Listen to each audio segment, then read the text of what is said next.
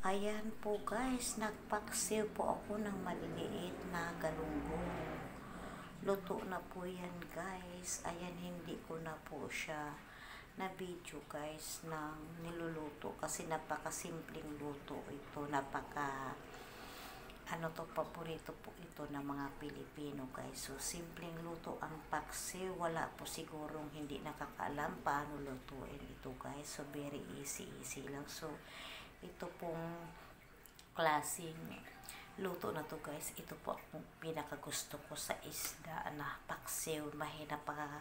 Hilig po ako sa paksiw guys sa unang-una. Kaya gusto ko ang paksiw kasi wala pong mantika. So, napakasarap kainin.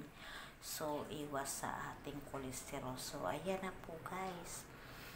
Masarap, nilagyan ko po siya ng kamatis kasi gusto ko. Minsan nilalagyan ko pa siya ng kamis guys kung meron. So, ayan na po guys. Thanks for watching po. Maraming salamat sa inyong lahat.